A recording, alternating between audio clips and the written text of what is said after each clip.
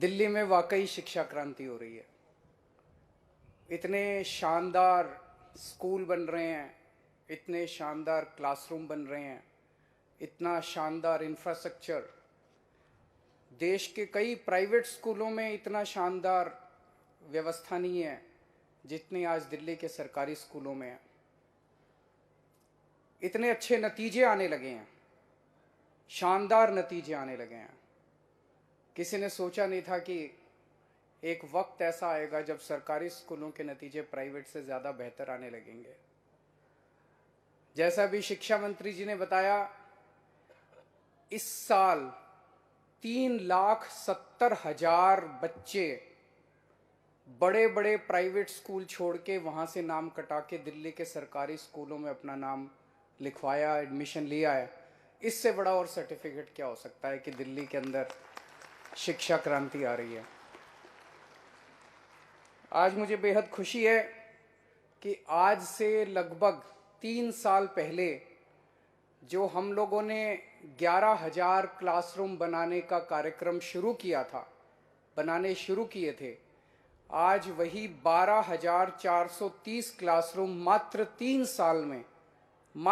साल में बन के तैयार हो गए। ये भी अपने आप में हमारे देश के अंदर जो व्यवस्था है उसमें एक अजूबा ही माना जाएगा। नहीं तो हम देखते हैं कि कोई भी स्कूल, अस्पताल, उसकी फाउंडेशन, उसकी नींव जो है वो हर चुनाव के पहले फोड़ा जाता है नारियल, और फिर अगले चुनाव में फिर नारियल फोड़ते हैं, और फिर अगले चुनाव में फिर नारियल फोड़ते हैं। बनता कभी नहीं है। हमारे यहाँ अगले चुनाव के पहले ही बना देते हैं। जितने काम शुरू करते हैं वो सारे काम जो हैं वो टाइम के पहले शुरू हो जाते हैं।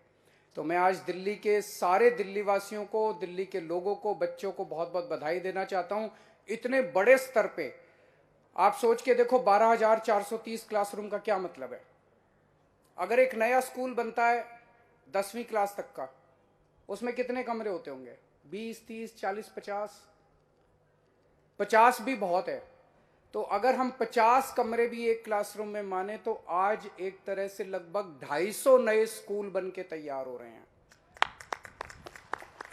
और इन स्कूलों में शानदार लेबोरेटरी, शानदार मल्टीपर्पज हॉल, और इनमें कई कमरे ऐसे हैं जो डिजिटल कमरे हैं, डिजिटल क्लासरूम है, उनके बोर्ड वगैरह डिजिटल हैं, जो कि बड़े बड़े प्राइवेट स्कूलों में नहीं मिलते।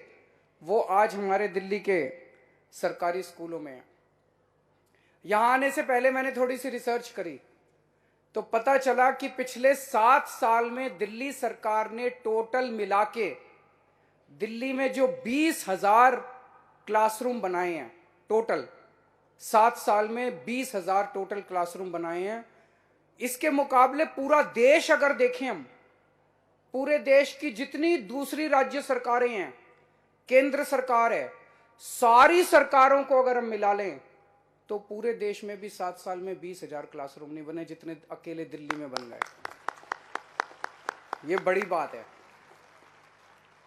कि पूरे देश में 20,000 क्लासरूम नहीं बने 7 साल में।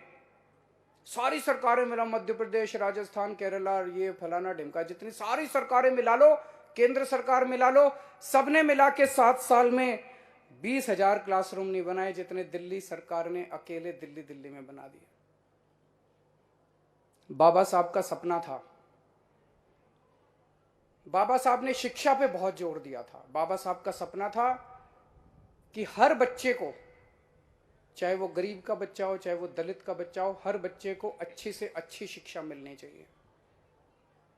दुर्भाग्यवश आज 75 साल हो गए आजादी के, 75 साल के बाद भी बाबा साहब का ये सपना पूरा नहीं हुआ। आज गरीबों के बच्चों को, बाकी देश के हिस्सों में गरीबों के बच्चों को अच्छी शिक्षा नहीं मिलती। वो सरकारी स्कूलों में जाते हैं, सरकारी स्कूलों का बुरा हाल है जैसे पहले दिल्ली में होता था।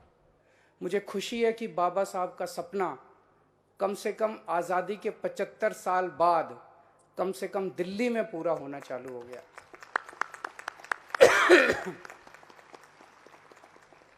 भगत सिंह ने कहा था कि केवल अंग्रेजों को देश से बाहर भगाने से आज़ादी नहीं मिलेगी। आज़ादी तब मिलेगी जब इस देश के गरीब बच्चे को और अमीर बच्चे को एक जैसी शिक्षा मिलनी चालू होगी। आज मुझे खुशी है कि भगत सिंह का सपना दिल्ली में पूरा हो रहा है। दिल्ली के सरकारी स्कूलों में अब एक अफसर का बच्चा, जज का बच्चा, रिक्शे वाले का बच्चा और मजदूर का बच्चा एक ही डेस्क पे बैठ के एक साथ एक जैसी पढ़ाई करते हैं।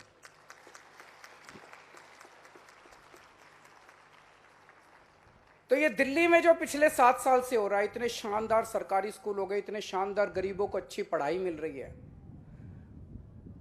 मन में ये आता है यार ये 75 साल में क्यों नहीं हुआ। इसका मतलब हो तो सकता था, जब हमने 7 साल में कर दिया तो 75 साल में भी हो सकता था। क्यों नहीं हुआ 75 साल में? सोच के देखो, अगर आज 75 साल पहले देश के अंदर इतनी अच्छी शिक्षा का व्यवस्था हो जाती, अगर हमारे गरीबों के बच्चों को भी इतनी अच्छी शिक्षा 75 साल पहले से मिलने चालू हो जाती, आज देश कहाँ का कहाँ पहुँच जाता। गरीबी दूर हो जाती, अनपढ़ नहीं रहते लोग, कहाँ का कहाँ पहुँच जाता देश। टाइम 75 साल अपने खराब हो गए। इसीलिए आज मैं एक बड़ा ऐलान करने जा रहा हूं। आज मैं एक ऑफर कर रहा हूं। अपने पास समय नहीं है, देश ऑलरेडी 75 साल खो चुका है। हमें राजनीति नहीं करनी, हमारे लिए देश इंपॉर्टेंट है। अगर देश की कोई भी सरकार, चाहे वो बीजेपी की हो, चाहे कांग्रेस की हो, चाहे किसी भी पार्टी की हो, कोई भी सरकार अपने अपने राज्य के अंदर दिल्ली जैसी अच्छी शिक्षा व्यवस्था करना चाहती है, तो हम मनीष सिसोदिया जी को थोड़े दिन के लिए उनको लोन पे दे देंगे।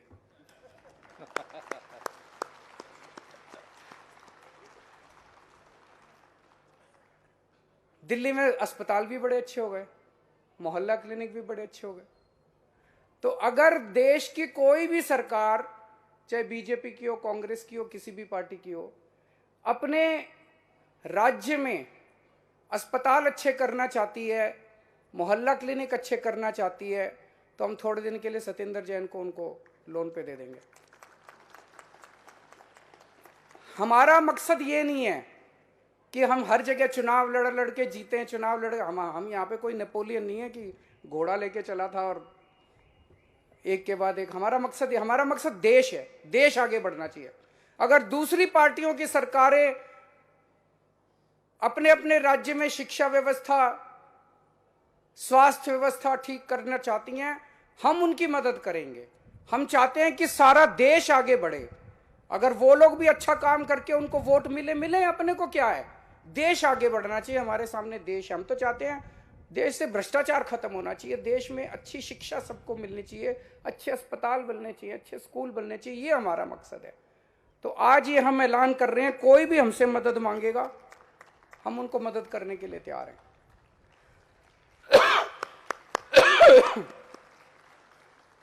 पिछले कुछ दिन से मैं देख रहा हूं,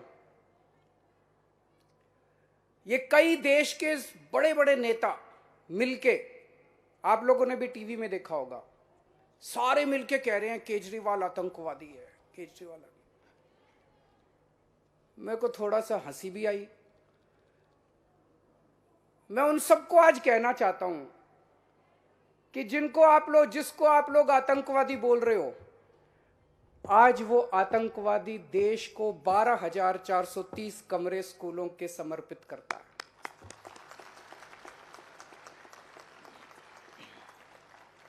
आज वो आतंकवादी ऐसे स्कूल बना रहा है जिसमें एक ही डेस्क पे बैठ के गरीबों के और अमीरों के बच्चे पढ़ रहे हैं। आज वो आतंकवादी भगत सिंह और बाबा साहब अंबेडकर के सपने पूरे कर रहा है।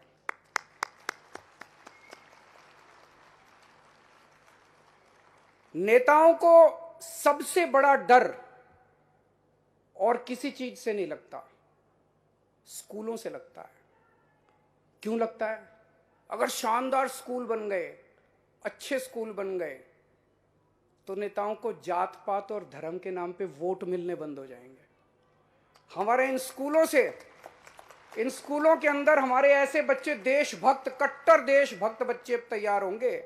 ये हम स्कूल नहीं बना रहे, ये हम देशभक्त बनाने की फैक्ट्रियां बना रहे हैं। यहां से देशभक्त बन के निकलेंगे। और जब ये आज सोच के देखो, 5 से 10 साल के बाद जब ये बच्चे बाहर निकलेंगे, ये बच्चे किस आधार पे वोट देंगे?